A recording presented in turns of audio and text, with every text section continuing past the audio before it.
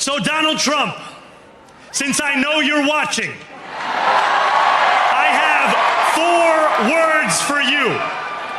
Turn the volume up. He has to be a little bit respectful of Washington.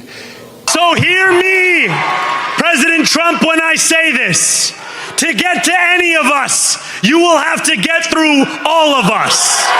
The war of words between New York City's new mayor and the former president of the United States took a bizarre and brutal turn. In a nationally televised segment that aired during the peak of evening coverage, Zohran Mamdani did what no one expected. He held up a printed copy of Donald Trump's 1965 SAT card live on air, and then laughed. This wasn't politics. This was personal. Since Donald Trump has spent the last week mocking Harvard graduates, Mamdani began, I figured it was time we took a peek into his own academic record. He held the card between 2 fingers.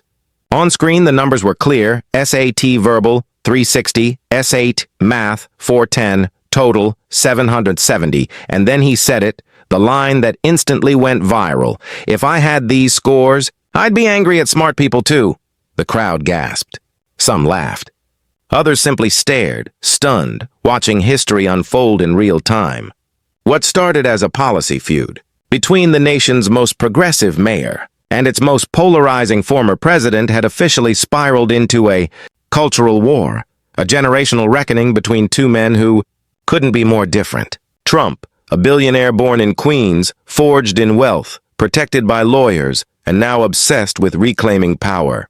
And Mamdani, an immigrant from Uganda, raised by teachers and tenants, whose rise came not from Wall Street, but from the housing projects of Astoria. But this wasn't just about a test score from 1965. This was about a much deeper truth, one that Mamdani articulated clearly in his next sentence. Not by facts, not by evidence, we are led by a man who has never once been held accountable, not even by his own grades. But now he's dealing with New York. And with me. By the end of the speech, Mamdani wasn't just ridiculing Trump. He was dismantling him. He accused the former president of lying about his education, gaming the system, and weaponizing elitism while pretending to be a working-class hero.